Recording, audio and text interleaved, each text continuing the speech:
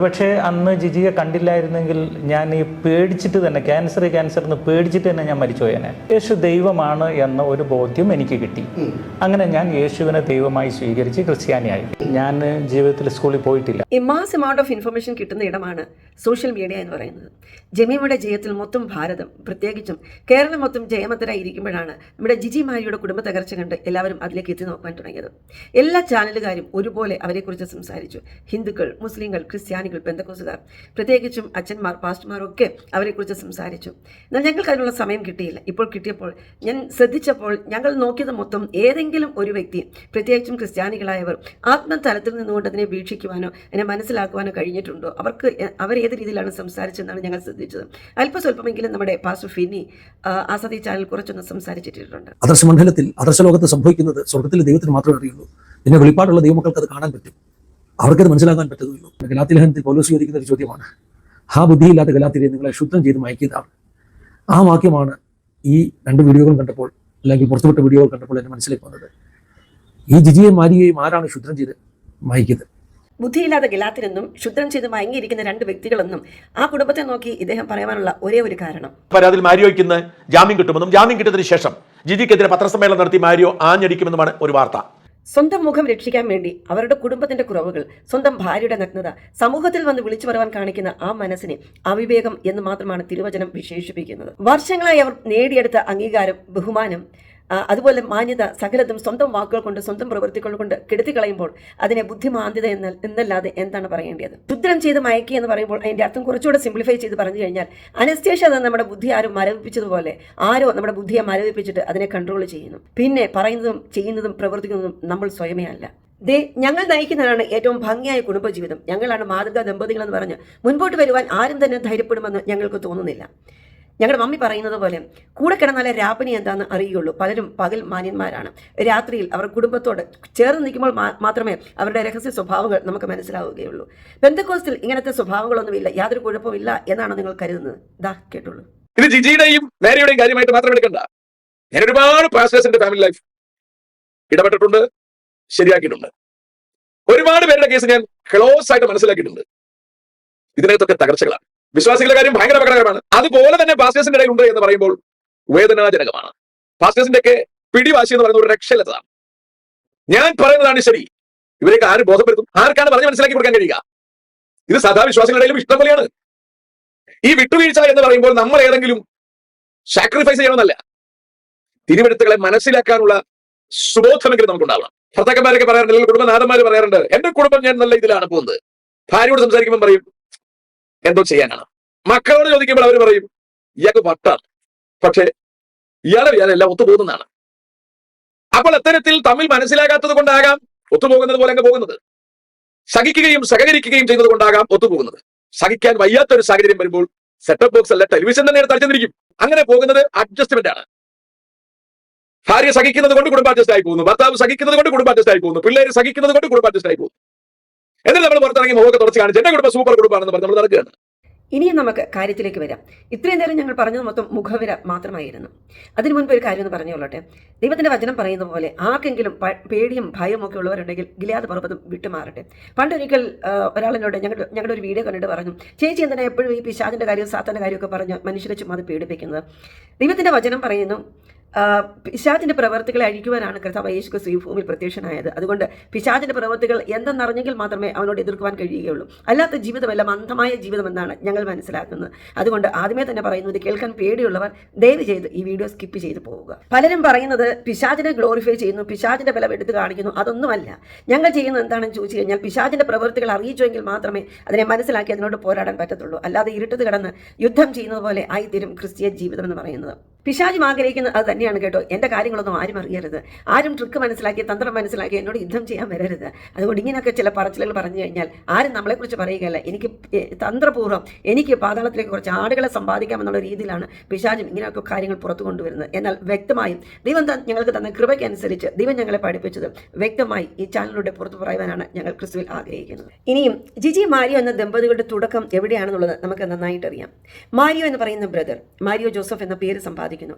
മറിയോടുള്ള ഇഷ്ടനിമിത്തവും അല്ലെങ്കിൽ ജോസഫിനുള്ള സ്നേഹം നിമിത്തമൊക്കെയാണ് Mario Joseph എന്ന പേര് സമ്പാദിക്കുന്നത്. അത് മാതാവിന് ഇഷ്ടമുള്ളതുകൊണ്ട് മാതാവിന്റെ പേര് മാരിയോ എന്നും ഔസപിതാവിന് ഇഷ്ടമുള്ളതുകൊണ്ട് ജോസഫ് എന്നും അങ്ങനെയാണ്. യേശുവാണ് സാക്ഷാൽ സത്യദൈവം എന്ന് മനസ്സിലാക്കി യേശുവിനെ പിന്തുടരുവാൻ ആഗ്രഹിച്ച് പുറത്തു വന്ന വ്യക്തിത്വം.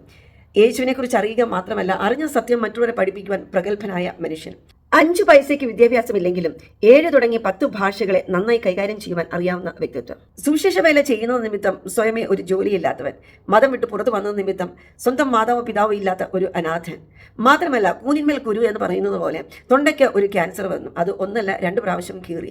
തൊണ്ട ചെറുതായിട്ടൊക്കെ പഴുത്തിരിക്കുന്നു. ആ മുറിവ് കാരണം ആരും കാണണ്ട എന്ന് പറഞ്ഞു പൊതിച്ചു മൂടി റെസ്റ്റ് എടുക്കുന്ന സമയമാണ് സുന്ദരിയായ ഒരു പെൺകുട്ടി ആ ധ്യാന കേന്ദ്രത്തിലേക്ക് വരുന്നത്. പേര് ജിജി. അതവിടെ നിൽക്കട്ടെ. ഇനിയും നമുക്ക് ജിജിയുടെ ബാക്ക്ഗ്രൗണ്ടിലേക്ക് ഒന്ന് പോയി കഴിഞ്ഞാൽ 10ാം ക്ലാസ് വരെ മാത്രം പഠിക്കുവാൻ ഭാഗ്യം ലഭിച്ചവൾ. കാരണം ജിജിയുടെ ടീച്ചർ ഒരിക്കൽ ഇവളുടെ മാതാപിതാക്കളോട് പറഞ്ഞു, അരണ ബുദ്ധിയാണ് ജിജിക്ക്, അതുകൊണ്ട് പഠിപ്പിച്ചിട്ട് വലിയ കാര്യമൊന്നുമില്ല എന്നുള്ള അർത്ഥത്തിൽ മാതാപിതാക്കളോട് പറഞ്ഞു. അത് മാതാപിതാക്കൾ അതുപോലെ തന്നെ ശിരസ വഹിച്ചെടുത്ത് ഇവളെ 11ാം ക്ലാസ് തുടങ്ങി പഠിക്കാൻ വിട്ടില്ല. തൻ്റെ കൂട്ടുകാരെ പോലെ പഠിക്കുവാൻ പോകാൻ പറ്റാത്ത ആ സാഹചര്യം, ആ വേദന അവിടെ ഉള്ളിൽ കയറുന്നു. ഇവിടെയാണ് ട്വിസ്റ്റ് ആരംഭിക്കുന്നത്. അങ്ങനെ വേദനിച്ച് ജീവിക്കുന്ന ഒരു പെൺകുട്ടിയുടെ ഹൃദയത്തിലേക്ക് ഡിപ്രഷൻ അറിയാതെ വന്നു കയറുന്നു. സമൂഹവും അയൽക്കാരുമെല്ലാം ഒരുപോലെ ചോദിക്കുന്നു, മോളെ നീ എന്താ പഠിക്കാൻ പോകാത്തത്? അങ്ങനെ മറ്റുള്ളവരെ അല്ലെങ്കിൽ സമൂഹത്തെ ഫേസ് ചെയ്യാനുള്ള മടി കാരണം അന്തർമുഖിയായി തീരുന്നു. അല്ലെങ്കിൽ അവളുടെ സെൽഫ് എസ്റ്റീം കുറഞ്ഞിട്ട് ഇൻഫീരിയോറിറ്റി കോംപ്ലക്സിലേക്ക് അത് കൊണ്ടെത്തിക്കുന്നു. ഡിപ്രഷൻ എന്ന് പറയുന്ന സ്പിരിറ്റ് നമ്മുടെ ഉള്ളിൽ കയറി കഴിഞ്ഞാൽ അത് അറിയാതെ തന്നെ നമ്മളെ കൊണ്ടെത്തിക്കുന്നത് സൂയിസൈഡിലാണ്. അതിന്റെ ഇടയ്ക്ക് എങ്ങനെയോ അല്പസ്വല്പം നേഴ്സിംഗ് പഠിച്ചിറങ്ങുന്നു.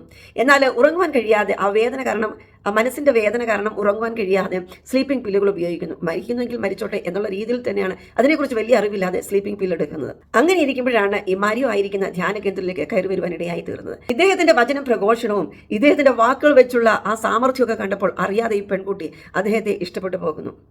അങ്ങനെ കാര്യങ്ങളൊക്കെ മനസ്സിലാക്കി പിന്നീട് ഈ രോഗിയായിരിക്കുന്ന ഇദ്ദേഹത്തെ സഹായിക്കാൻ വേണ്ടി ചെല്ലുന്നു. പിറ്റേന്ന് അന്ന് മുതൽ അങ്ങോട്ട് രാവിലെയും ഉച്ചക്കും വൈകുന്നേരവും വെള്ളം എത്താൻ തുടങ്ങി. അത് കൂടാതെ എന്റെ മുഷിഞ്ഞ തുണി അലക്കി തുടങ്ങി. അത് കൂടാതെ ഇടയ്ക്ക് ഭക്ഷണങ്ങളൊക്കെ റൂമിലേക്ക് എത്താൻ തുടങ്ങി. ആ പെൺകുട്ടി അവസാനം എന്നോട് ചോദ്യം ചോദിച്ചു, ജീവിതകാലം മുഴുവൻ നിങ്ങളുടെ കൂടെ നിന്നോട്ടെ. അങ്ങനെ പരിചരിച്ച് പ്രൊപ്പോസൽ വന്ന് എത്തി നിൽക്കുന്നു. അങ്ങനെ 2 പേരുടെയും വിവാഹം കഴിയുന്നു. എന്നാൽ ശരീരത്തിൽ അവർ ഒന്നിച്ചതുപോലെ തന്നെ, അല്ലെങ്കിൽ ഒന്നായി ഒരു ശരീരമായി ചേർന്നതുപോലെ തന്നെ ആത്മതലത്തിലും ഈ അന്ധകാര ശക്തികൾ ഒന്നിക്കുന്നു. ജിജിയുടെ ആത്മതലത്തിൽ ഓൾറെഡി ഇരുട്ടിന്റെ ശക്തികൾ ആധിപത്യം ചെയ്തു തുടങ്ങി. ഒന്ന് ഡിപ്രഷൻ, സൂയിസൈഡൽ ടെൻഡൻസി, പിന്നെ lack of self esteem, discouragement, സമൂഹത്തെ ഫേസ് ചെയ്യാൻ പറ്റുന്നില്ല, പിന്നെ അതിൻ്റെ കൂടെ ഇൻഫീരിയോറിറ്റി കോംപ്ലക്സ്. ഇത്രയും കാര്യങ്ങൾ ആത്മതലത്തിൽ, ജിജിയുടെ ആത്മതലത്തിൽ ഓൾറെഡി പൈശാചിക ശക്തികൾ സ്ഥാപിച്ചു കഴിഞ്ഞു. ഇനി ബ്രദറിനെ കുറിച്ച് പറഞ്ഞു കഴിഞ്ഞാൽ, മാരിയോ ബ്രദറിന്റെ ആത്മതലത്തിലും ചില അന്ധകാര ശക്തികളുണ്ട്. അദ്ദേഹം പറഞ്ഞത് തന്നെ ഞങ്ങൾ മനസ്സിലാക്കിയത്, ഒന്ന്, തനിക്ക് തന്നെ ജീവിക്കാനുള്ള ശേഷി ഇല്ലാതിരിക്കുമ്പോൾ ഒരു പെൺകുട്ടിയോട് വന്ന് കയറുമ്പോൾ ആ കുടുംബത്തെ പോറ്റാനുള്ള ശേഷി എനിക്കില്ലല്ലോ എന്നുള്ള ഒരു ഇൻഫീരിയോറിറ്റി കോംപ്ലക്സ് അദ്ദേഹത്തിലുണ്ട്. അതൊരു മെയിൽ ഈഗോ ആയിട്ട് പിന്നീട് മാറുന്നത്. മെയിൽ ഈഗോയുടെ പുറകിൽ പല കാരണങ്ങളുണ്ട്. ഒന്ന്, എനിക്ക് വിദ്യാഭ്യാസം ഇല്ല എന്നുള്ള തോന്നൽ, ഞാനൊരു അനാഥനാണെന്നുള്ള തോന്നൽ, തന്നെയുമല്ല എനിക്ക് പിടിച്ചിരിക്കുന്ന അസുഖം എന്ന് പറയുന്നത് ക്യാൻസറാണ്, അതിൻ്റെ അവസാനം മരണമാണെന്നുള്ള ആ ഒരു തോന്നൽ എല്ലാം കൂടെ ചേർന്ന് ഈ ഈഗോ വളരെ ശക്തമായിട്ട് ഇദ്ദേഹത്തിന്റെ ആത്മതലത്തിലും അടിഞ്ഞുകൂടിയിട്ടുണ്ട്. സോ നമ്മൾ ശരീരത്തിൽ അല്ലെങ്കിൽ ഭൗമിക ശരീരത്തിൽ നമ്മൾ ഒന്നിക്കുന്ന പോലെ തന്നെ ആത്മതലത്തിലും ഈ അന്ധകാര ശക്തികൾ ഒന്നിച്ചിട്ട് അവരുടെ ബോണ്ടിങ് വർദ്ധിക്കുകയാണ്. അതിന്റെ ഒരേ ഒരു ലക്ഷ്യം എന്ന് പറയുന്നത് അറുക്കുക, മുടിക്കുക, മോഷ്ടിക്കുക. എന്നാൽ നമ്മൾ ഇതൊന്നും അറിയാതെ കൊണ്ട് എല്ലാം ഭംഗിയായി നടക്കുന്നു എന്ന് പറഞ്ഞ്, അല്ലെങ്കിൽ നമ്മൾ തൊടുന്ന കാര്യങ്ങളെല്ലാം സാധിക്കുന്നു, നമ്മൾ ചെയ്യുന്നതെല്ലാം നമുക്ക് സാധ്യമായി തീരുന്നു എന്നുള്ള ഒരു സാറ്റിസ്ഫാക്ഷനിലാണ് നമ്മൾ ഭൗമിക തലത്തിൽ സഞ്ചരിക്കുന്നത്. പ്രശ്നങ്ങളൊക്കെ ജീവിതത്തിൽ ഉണ്ടാകുമ്പോൾ നമ്മൾ ചെയ്യുന്നത് എന്താണെന്ന് ചോദിച്ചു കഴിഞ്ഞാൽ, ആ മരത്തിന്റെ അല്ലെങ്കിൽ ആ ചെടിയുടെ ശിഖരങ്ങളൊക്കെ വെറുതെ ഒന്ന് വെട്ടിക്കളഞ്ഞ് അതിനെ മിനുക്കി നിർത്തുന്നു. എന്നാൽ ആഴത്തിൽ പൈശാച ശക്തികൾ അതിന്റെ വേര് ഉറപ്പിക്കുന്നു എന്നുള്ളത് നമുക്ക് കാണുവാനോ മനസ്സിലാക്കുവാനോ കഴിയാതെ പോകുന്നു. ഓൾ ഓഫ് എ സഡൻ ഒരു സുപ്രഭാതത്തിൽ ഇതെല്ലാം കൂടെ നമ്മളെ വന്ന് ആക്രമിച്ച് കീഴ്പ്പെടുത്തുകയല്ല ചെയ്യുന്നു. വർഷങ്ങൾ കാത്തിരുന്ന് നമ്മളെ നശിപ്പിക്കാനുള്ള എല്ലാ പദ്ധതികളും, അല്ലെങ്കിൽ വല വിരിക്കുന്ന പോലെ നമ്മുടെ ജീവിതത്തിന്റെ എല്ലാ ഏരിയകളിലും മേഖലകളിലും ഈ വല വിരിച്ചു എന്ന് മനസ്സിലാക്കി കഴിയുമ്പോഴാണ് പിന്നെ നമ്മളെ ആക്രമിക്കുവാൻ തുടങ്ങുന്നത്. സോ അന്ധകാര ശക്തികൾ ആത്മതലത്തിൽ നിന്നുകൊണ്ട് നന്നായി ബോണ്ടിങ് വർദ്ധിപ്പിച്ച് അവരൊന്നിച്ചിരുന്ന് ആക്രമിക്കുമ്പോൾ പുറം ലോകത്തിൽ അല്ലെങ്കിൽ ഭൗമിക ശരീരത്തിൽ ഈ അക്ഷരിക ലോകത്തിൽ നമ്മളിതൊന്നും മനസ്സിലാക്കാതെ കൊണ്ട് പാലക്ക പോലെ പിരിഞ്ഞ് ഓരോ ദിവസവും അകന്നുകൊണ്ടിരിക്കുകയാണ്. കഴിഞ്ഞ ദിവസം അജ്മൽ എന്ന വ്യക്തി അല്ലെങ്കിൽ സാംസൺ എന്ന വ്യക്തി പറയുന്നത് കേട്ടു, അഡോണ എന്ന് പറയുന്ന പെൺകുട്ടി അല്ലെങ്കിൽ ഇവരുടെ മകൾ എന്ന് പറയുന്ന പഞ്ചപാവം പെൺകുട്ടിയാണ്, ഇവൾ എങ്ങനെ ഇത്രയും ഷൗട്ട് ചെയ്ത് സംസാരിക്കുന്നുള്ളൂ, എനിക്ക് മനസ്സിലാക്കാൻ കഴിയുന്നില്ല എന്ന് അദ്ദേഹം പറയുന്നത് കേട്ടു. നിശ്ചയമായിട്ടും സംഭവിക്കും. കാരണം ആ ശക്തി മൊത്തത്തിൽ ഇൻവേഡ് ചെയ്ത് കഴിഞ്ഞാൽ, അല്ലെങ്കിൽ ആ കുടുംബത്തെ മൊത്തത്തിൽ ആക്രമിച്ച് കീഴ്പ്പെടുത്തി കളഞ്ഞാൽ ഏതൊരു വ്യക്തിയും പിന്നെ അതിൻ്റെതായ തലത്തിൽ അത് ഉപയോഗിക്കുവാൻ തുടങ്ങും. ഇവിടെയാണ് പെന്തക്കോസ്തുകാർ വ്യത്യസ്തരായി തീരുന്നത്. ആത്മാവിലുള്ള ആരാധന, അഭിഷേകത്തിൽ നിറഞ്ഞ് അന്യഭാഷ പറഞ്ഞുള്ള ആരാധനയാണ് ഞങ്ങളുടെ ജീവിതത്തിൽ ഞങ്ങൾക്ക് ഇങ്ങനെയുള്ള വിഷയങ്ങളെ ചാടിക്കടക്കാനുള്ള ദൈവകൃപ ഞങ്ങൾ സമ്പാദിച്ചെടുക്കുന്നത്. ഈ നാളുകൾ നാളുകളിൽ ചെറുപ്പക്കാരുടെ ഇടയിൽ അത് അധികമായി വർദ്ധിച്ചു വരുന്ന കാരണം രണ്ട് തലത്തിൽ നിൽക്കുന്ന വ്യക്തികൾ വന്ന് ഒന്നിച്ചു ചേരുമ്പോൾ അവരുടെ ആത്മതലത്തിൽ പിശാച് സ്ഥാപിച്ചിരിക്കുന്ന ഒരു രാജ്യമുണ്ട്. അതെന്ന് പറയുന്നത് ഒരുപക്ഷെ യോഗ പഠിച്ചിട്ട് വരുന്നവരായിരിക്കാം, കരാട്ടെ പഠിച്ചിട്ട് വരുന്നവരുണ്ട്, അല്ലെങ്കിൽ സിനിമ കണ്ടവരുടെ ജീവിതത്തെ അവരുടെ ചിന്തകളെ വഷളാക്കിയിട്ട് വരുന്നവരുണ്ട്, അല്ലെങ്കിൽ അധാർമികമായ രീതിയിൽ പെന്തക്കോസ്തിന് പുറമെ തോന്നുമ്പോഴും ക്രിസ്ത്യാനിന് പുറമെ തോന്നുമ്പോഴും വഴിവിട്ട ജീവിതത്തിൽ നിൽക്കുന്നവരുണ്ട്. ഇവിടെ തന്നെ ജിജിയെക്കുറിച്ച് പറയുന്നു, മദ്യപിക്കുന്ന സ്ത്രീയാണെന്ന് പറയുന്നു. അപ്പം അങ്ങനെയുള്ള പല കാര്യങ്ങളും ഒരു വ്യക്തിയുടെ ജീവിതത്തിൽ സമ്പാദിച്ച് അവരത് പ്രാപിച്ചെടുക്കുമ്പോൾ അവരുടെ ആത്മതലത്തിൽ പൈശാചിക ശക്തികൾ ഇട്ടിരിക്കുന്ന അടിസ്ഥാനത്തെ ഇളക്കി കളയാതെ കൊണ്ട്, അതിനെ തകർക്കാതെ കൊണ്ട് രണ്ട് വ്യക്തികൾ വന്ന് കൂടി ചേരുമ്പോൾ രണ്ടുപേരുടെയും ആത്മതലം ശക്തമായി തീരുകയാണ്, അല്ലെങ്കിൽ ബോണ്ടിങ് വർദ്ധിച്ചിട്ട് അവർ നല്ലൊരു അടിസ്ഥാനം ഇടുകയാണ് ചെയ്യുന്നത്. ഇത് മനസ്സിലാക്കാതെ കൊണ്ട് നമ്മൾ അക്ഷരിക തലത്തിൽ അല്ലെങ്കിൽ ഭൗമിക തലത്തിൽ നമ്മൾ രണ്ട് ശരീരത്തെ കൂട്ടിച്ചേർക്കുന്നു, എല്ലാം ഭംഗിയായി പോകുമെന്ന് പറഞ്ഞുകൊണ്ട് പാടി പ്രാർത്ഥിച്ച് ആരാധിച്ച് ഞങ്ങൾ പോകുന്നു. എന്നാൽ നമ്മുടെ വെളിപ്പാടിൻ്റെ കണ്ണുകൾ തുറന്ന് ഇങ്ങനെയുള്ള വിഷയങ്ങളെ കാണുവാൻ നമ്മൾ തുടങ്ങിക്കഴിഞ്ഞാൽ നിശ്ചയമായിട്ടും നമ്മളതിന് നേരെ പോരാടുകയും ചെയ്യും. നമുക്ക് ഒരു പരിധി വരെ ഈ ശക്തികളിൽ നിന്ന് ജയിക്കുവാൻ കഴിയും. ഒരുപക്ഷെ ദൈവം അതിനെ പൂർണ്ണമായി എടുത്തു കളയാൻ ആഗ്രഹിക്കുന്നില്ല. കാരണം ഇങ്ങനെയൊക്കെ പ്രശ്നങ്ങളുണ്ടെങ്കിൽ മാത്രമേ നമ്മൾ ദൈവകൃപയിൽ ആശ്രയിക്കുകയുള്ളൂ. ദൈവത്തിൻ്റെ വചനം പൗലോസ് പറയുന്നത് പോലെ ബലഹീൽ തികഞ്ഞു വരുന്ന ദൈവശക്തി ദിനംതോറും തന്ന് ഇങ്ങനെയുള്ള സ്വഭാവങ്ങളെ അല്ലെങ്കിൽ പാർട്ട്ണറെ സഹിക്കാനുള്ള ഒരു കൃപ ദൈവം അതിലൂടെ നമുക്ക് നൽകി തരുന്നു. അത് എൻ്റെ ശക്തി നിനക്ക് മതി എന്ന് പറഞ്ഞ് നമ്മുടെ എല്ലാ പ്രയാസങ്ങളും കൂടെ വന്ന് നമ്മളെ സഹായിക്കുന്ന ദൈവശക്തിയിൽ നമ്മൾ ആശ്രയിക്കണം എന്നുണ്ടെങ്കിൽ നിശ്ചയമായി ഇങ്ങനെ ചില്ലറ പ്രശ്നങ്ങളൊക്കെ നമ്മുടെ ജീവിതത്തിൽ ദൈവം അനുവദിച്ചു തന്നെയാകും. അതുകൊണ്ട് ജിജി മാരിയോ എന്ന ദമ്പതികൾ പാലക്ക പോലെ പിരിഞ്ഞു പോകുന്നത് കാണുവാൻ ഞങ്ങൾ ഒരിക്കലും ആഗ്രഹിക്കുന്നില്ല. ഇനിയും നിങ്ങൾക്ക് മടങ്ങി വരുവാനുള്ള സാഹചര്യമുണ്ട്. അത് ഒരുപക്ഷെ സോഷ്യൽ മീഡിയ നിങ്ങളെ അംഗീകരിച്ചു എന്ന് വരികയില്ല, നിങ്ങളുടെ സമൂഹം ഒരുപക്ഷെ നിങ്ങളെ അംഗീകരിച്ചു എന്ന് വരികയില്ല. പക്ഷെങ്കിൽ മടങ്ങി വന്നാൽ നിശ്ചയമായിട്ടും കർത്താവ് യേശുക്രിസ്തു നിങ്ങൾ അംഗീകരിക്കുമെന്ന് മാത്രമല്ല, ഞങ്ങളെപ്പോലെയുള്ള ചെറിയൊരു സമൂഹം നിങ്ങൾ അംഗീകരിക്കുവാൻ തയ്യാറാണ്. നിശ്ചയമായിട്ടും നിങ്ങളെ ആ രീതിയിൽ സ്നേഹിക്കുവാൻ ഞങ്ങളെപ്പോലുള്ള ചില കൂട്ടർക്ക് കഴിയുമെന്നുള്ളത് ഞങ്ങൾ ഉറപ്പു തരുന്നു. എന്നാൽ നമ്മൾ ഈ ചെയ്യുന്ന കൗൺസിലിംഗ് കൊണ്ടോ നമ്മളായിരിക്കുന്ന സാഹചര്യത്തിലോ ട്രസ്റ്റ് നടത്തിയത് കൊണ്ടോ ചാരിറ്റി നടത്തിക്കൊണ്ടൊന്നും ഈ അന്ധകാര ശക്തി നമുക്ക് പോരാടാൻ പറ്റത്തില്ല. ഈ അന്ധകാര ശക്തിയോട് പോരാടുവാൻ നമുക്ക് വേണ്ടിയത് ആത്മാവിൽ ശക്തിയാണ്. ദൈവത്തിന്റെ വചനം പറയുന്നു കർത്താവ് യേശു ക്രിസ്തുവിനെ കുറിച്ച്, കർത്താവ് യേശുവിനെ ആത്മാവിലും അഭിഷേകം ചെയ്തു, ശക്തി കൊണ്ടും അഭിഷേകം ചെയ്തു. ഇന്ന് പലർക്കും ദൈവമക്കളെന്ന് പറയുന്നവർക്ക് ആത്മാവിലൊരു നിറവുണ്ടായിരിക്കാം, ആത്മിക സ്വഭാവങ്ങൾ ഉണ്ടായിരിക്കാം, എന്നാൽ ആത്മാവിന്റെ ശക്തി ഇല്ലാത്ത കാരണം പലപ്പോഴും പലയിടത്തും പരാജയപ്പെടുന്നതാണ് ഞങ്ങൾ കണ്ടുകൊണ്ടിരിക്കുന്നത്. അതുകൊണ്ട് ഞങ്ങളുടെ അനുഭവത്തിൽ നിന്ന് ഞങ്ങൾ പ്രാപിച്ചിരിക്കുന്ന ദൈവശക്തിയെ നിങ്ങളും പ്രാപിച്ചു കഴിഞ്ഞാൽ നിശ്ചയമായും നിങ്ങളുടെ കുടുംബജീവിതത്തെ മറ്റൊരു തലത്തിൽ ഉയർത്തി മാനിക്കുവാൻ ദൈവത്തിന് കഴിയുമെന്നുള്ളത് ഞങ്ങളുടെ അനുഭവമാണ്. ഈ യേശുവിനെ നിങ്ങൾക്കും പരിചയപ്പെടുത്തുന്നു. ദൈവം നമ്മെ ഏവരെയും അനുഗ്രഹിക്കട്ടെ.